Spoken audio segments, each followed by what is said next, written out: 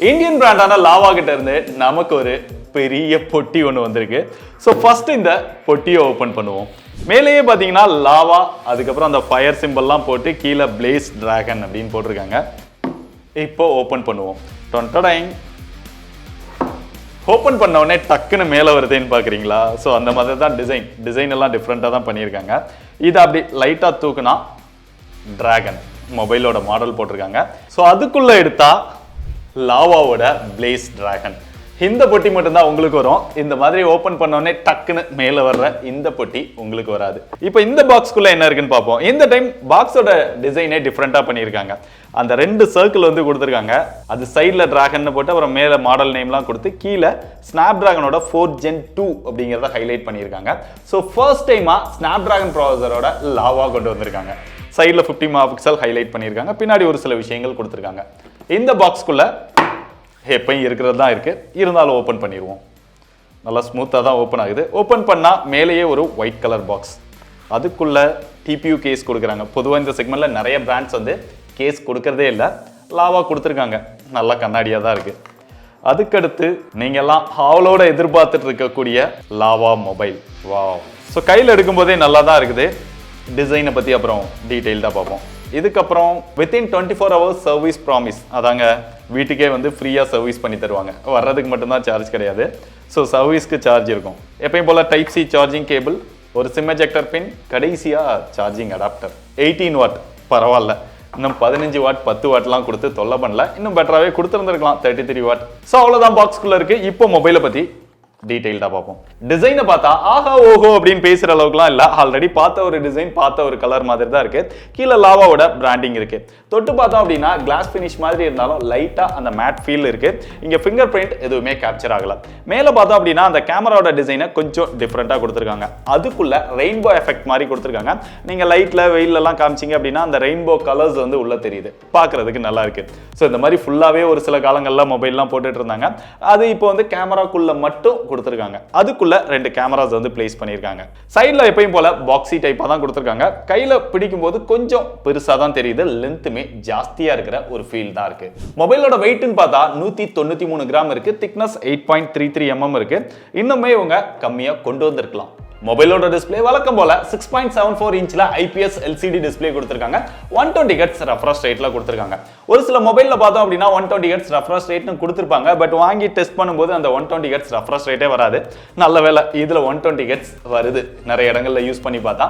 மற்றபடி டிஸ்ப்ளே வந்து யூஸ் பண்றதுக்கு நல்ல ஸ்மூத்தா இருக்கு.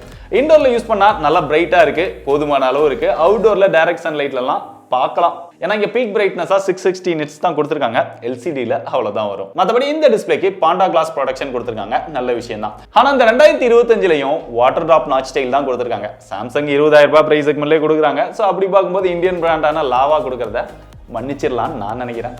சோ நீங்க என்ன நினைக்கிறீங்கங்கறத கமெண்ட்ல சொல்லுங்க. கேமராவை பொறுத்தவரை real 50 megapixel AI camera sensor கொடுத்திருக்காங்களாம். 50 மெகாபிக்சல் சென்சார் இருக்குது. ரெண்டாவதா இருக்கிறது கேமரா மாதிரி, அது பெருசா யூஸ் கிடையாது. இங்க பிரைமரி சென்சாரோட பெர்ஃபார்மன்ஸ் வந்து நல்லா இருக்கு. இந்த செக்மெண்ட்ல லாவா வந்து கேமரா நல்லாவே ஆப்டிமைஸ் பண்ணி கொடுத்திருக்காங்க. அவுட்டோர்ல நல்ல லைட்டிங் கண்டிஷன்ஸ்ல இருக்கும்போது போட்டோஸ்ல அந்த கலர்ஸ் இதெல்லாமே நல்லா எடுத்து தருது. ஸ்கின் டோன் நல்லா எடுத்து தருது. டீடைல் வந்து ஓரளவு பரவாயில்லாம இருக்கு. போட்டோ ஜூம் பண்ணி பார்த்தோம் அப்படின்னா அந்த ஷார்ப்னஸ் வந்து கம்மியா தான் இருக்கு.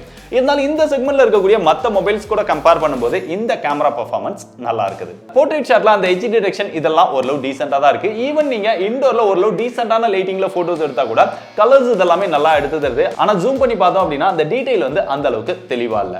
சோ இந்த செக்மெண்ட்ல இதை விட நம்ம பெட்டரா எதிர்பார்க்கவும் முடியாது. செல்ஃபி கேமரா அப்படின்னு பார்த்தா இங்க 8 மெகாபிக்சல் கொடுத்திருக்காங்க. இதுவுமே அவுட்டோர்ல லைட்டிங் கண்டிஷன்ஸ்ல இருக்கும்போது கலர்ஸ் அந்த ஸ்கின் டோன் இதெல்லாமே பெட்டராவே எடுத்து தருது. சேச்சுரேஷன் அந்த கான்ட்ராஸ்ட் இதுவுமே ஓகேவா இருக்கு. ஃபோக்கஸ்மே நல்லா தான் இருக்கு. ஆனா எட்ஜ் டிடெக்ஷன் அப்படின்னு வரும்போது இதுலயுமே ரொம்ப புவரா தான் இருக்கு. பட்ஜெட்ல பெருசா எதிர்பார்க்க முடியாது. சோ சில சாம்பிள்ஸ் காமிக்கிறேன், எப்படி இருக்குன்னு நீங்களே பார்த்துட்டு கமெண்ட்ல சொல்லுங்க.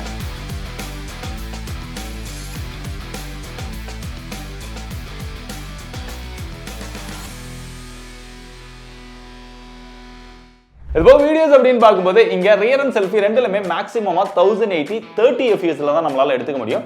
60 fps கான ஆப்ஷன் இல்ல. வீடியோஸ்லாம் பெருசா எதிர்பார்ப்பு வைக்க வேண்டாம். அடுத்து இந்த மொபைலோட ஹைலைட் ஃபர்ஸ்ட் டைமா லாவா பிராண்ட்ல இருந்து ஸ்னாப்டிராகன் ப்ராசஸர் கொடுத்திருக்காங்க. அதுவும் ஸ்னாப்டிராகனோட 4 Gen 2 அப்படிங்கிற ஒரு ப்ராசஸர் கொடுத்திருக்காங்க. 10000 ரூபாய் செக்மெண்ட்ல ஆல்ரெடி போக்கோ, ரெட்மி இதுல எல்லாமே கொடுத்திருந்தாங்க. இப்போ லாவாலமே அதே ப்ராசஸர் கொடுத்தது நல்ல விஷயம் தான். மத்தபடி இதோட ஆண்ட்ராய்டு ஸ்கோர் நம்ம செக் பண்ணப்ப பிராண்ட் வந்து 450k வரும் அப்படின்னு சொன்னாங்க. நம்ம செக் பண்ணப்போ 429k வந்தது. இதுல இன்னொரு ஹைலைட்டான விஷயம்னா இந்த செக்மெண்ட்ல UFS 3.1 ஸ்டோரேஜ் வந்து கொடுத்திருக்காங்க. பொதுவா UFS 2.2 கொடுக்கறாங்க இல்ல eMMC கொடுக்கறாங்க. ஆனா UFS 3.1 கொடுத்தது நல்ல விஷயம் தான். ஆனா இந்த ப்ராசஸர்ல UFS 3.1 கொடுக்கறதுனால பெரிய அளவுல பெர்ஃபார்மன்ஸ்ல டிஃபரன்ஸ் இருக்குமா அப்படின்னு கேட்டா அந்த அளவுக்குலாம் இருக்காது. மற்றபடி கேமிங் அப்படின்னு பார்த்தா ஃப்ரீ ஃபயர் வந்து லோ கிராஃபிக்ஸில் நல்லா ஸ்மூத்தாக ஓரளவு ப்ளே பண்ணிக்க முடியுது. மற்றபடி நீங்கள் BGMI இதெல்லாம் பேருக்கு ப்ளே பண்ண முடியும். சாஃப்ட்வேர் பொறுத்தவரைக்கும் லாவா எப்பயும் கொடுக்குற மாதிரி பியூரான ஸ்டாக் ஆன் ரைட் 15 வந்து கொடுத்துருக்காங்க. ஆட்ஸ் கிடையாது, ப்ளூடூத் கிடையாது. என்ன ஆப் இருக்குமோ அப்படியே கூகுளோட ஆப்ஸ் மட்டும்தான் இருக்குது. ஸோ யூஸ் பண்ணுறதுக்கு ரொம்ப க்ளீனாக நீட்டாக இருக்குது. ஆனால் முக்கியமாக கூகுளோட டயலர் தான் இருக்குது. ஏன்னா நிறைய பேருக்கு அந்த டயலர் பிடிக்காம போகலாம். அதுபோக 10000 ரூபாய் செக்மெண்ட்ல பார்த்தோம் அப்படின்னா பெரும்பாலான பிராண்ட்ஸ் வந்து சாஃப்ட்வேர் அப்டேட்டை கன்ஃபார்ம் பண்ண மாட்டாங்க. ஆனால் லாவா வந்து கன்ஃபார்ம் பண்ணியிருக்காங்க. ஒரு OS அப்டேட் கொடுக்குறேன் அப்படின்னு சொல்லியிருக்காங்க. பரவாயில்ல, அட்லீஸ்ட் இவங்க 2 OS அப்டேட்டாவது கொடுக்குறேன் அப்படின்னு சொல்லியிருந்தா நல்லா இருந்திருக்கும். ஸோ இது போக செக்யூரிட்டி பேட்ச் அப்டேட்டுமே 2 வருஷத்துக்கான செக்யூரிட்டி பேட்ச் அப்டேட் இருக்கு அப்படிங்கிறத கன்ஃபார்ம் பண்ணியிருக்காங்க. மொபைலோட பிளேஸ்மெண்ட் பார்த்தா டாப்ல எதுவுமே கிடையாது. லெஃப்ட் சைட்ல வந்தோம் அப்படின்னா சிம் ஸ்லாட் கொடுத்துருக்காங்க. அது ஓப்பன் பண்ணா ஹைபிரிட் ஸ்லாட் தான் போட்டுக்க முடியும். டெடிகேட்டட் SD கார்டு ஸ்லாட் கிடையாது. பாட்டம்ல வந்தா இங்க ஒரு ஸ்பீக்கர் கொடுத்துருக்காங்க. சிங்கிள் ஸ்பீக்கர் தான். அதோட சவுண்ட் ஓரளவு டீசென்ட்டா இருக்கு.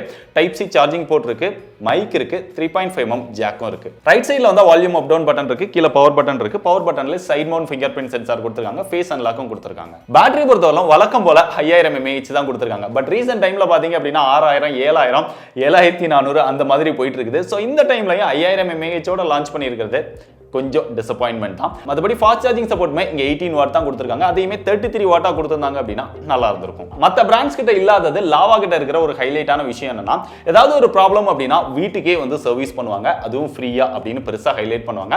அதாவது வீட்டுக்கு வரதுக்குன்னு எந்த ஒரு எக்ஸ்ட்ரா சார்ஜஸும் பண்ண மாட்டாங்க. மற்றபடி மொபைலுக்கான சர்வீஸ் சார்ஜ் இருக்கும். இது லாவாவோட பிளேஸ் சீரிஸ்க்கு மட்டும் தான் உண்டு. அதையுமே உள்ள வந்து ஹைலைட் பண்ணிருக்காங்க. ஒருவேளை நீங்க யாராவது லாவா மொபைல் வாங்கி உங்களுக்கு வீட்டுக்கே இந்த மாதிரி வந்து சர்வீஸ் பண்ணிருக்காங்களா? அப்படி சர்வீஸ் பண்ணிருந்தாங்க அப்படின்னா அதோட எக்ஸ்பீரியன்ஸ் எப்படி இருந்தது அப்படிங்கறத கீழ கமெண்ட் பண்ணுங்க. யாராவது இந்த மொபைல் போன்லாம் வாங்க போறாங்க அப்படின்னா அவங்களுக்கு உங்களுடைய கமெண்ட் ரொம்பவே ஹெல்ப்ஃபுல்லா இருக்கும். கடைசியா அந்த லாவாவோட பிளேஸ் டிராகன் இதோட பிரைஸ் அப்படின்னு பார்த்தா 10000 ரூபாய் பிரைஸ் செக்மெண்ட்க்கு லான்ச் பண்ணிருக்காங்க. ஆஃபர் அப்படின்னு பார்த்தா கார்டு ஆஃபர் கொடுக்குறாங்க. சோ 1000 ரூபாய் டிஸ்கவுண்டோட 9000க்கு இந்த மொபைலை வாங்கிக்க முடியும். சோ 9000 ரூபாய் அப்படின்னு பார்க்கும்போது ஒரு லோ பெஸ்டான மொபைலா தான் தெரியுது. அதுவும் இந்தியன் பிராண்ட்ல இருந்து. சோ இங்க ஸ்டோரேஜ் அப்படின்னு பார்த்தா 4+128 ஒரே ஒரு ஸ்டோரேஜ் வேரியன்ட் தான் கொடுக்குறாங்க. அது போக உங்களுக்கு விர்ச்சுவல் RAM அதெல்லாம் கொடுக்குறாங்க. அதை யூஸ் பண்ணி 12GB RAM அப்படின்லாம் மார்க்கெட்டிங் பண்றாங்க. இது போக எக்ஸ்சேஞ்ச் ஆஃபர் அப்படின்னு சொல்லி ஒரு 1000 ரூபாய் கொடுக்குறாங்க. அதை யூஸ் பண்ணி வாங்குனீங்க அப்படின்னா 8000 ரூபாய்க்கு இந்த மொபைலை வாங்கிக்க முடியும். இல்ல இன்னும் கொஞ்சம் வெயிட் பண்ணீங்க அப்படின்னா ஆஃபர்லயே 8000 ரூபாய்க்குலாம் வரதுக்கு வாய்ப்பு இருக்கு. அப்படி வந்தது அப்படின்னா இந்த மொபைல் உங்களுக்கு கண்டிப்பா ஒர்த்தா இருக்கும். ஒரு பேசிக்கான நார்மல் யூசருக்கு இது போதுமான மொபைலா இருக்கும். நான் சொன்னதெல்லாம் உங்களுக்கு ஓகே அப்படின்னு தோணுச்சுன்னா செக் பண்ணி பாருங்க.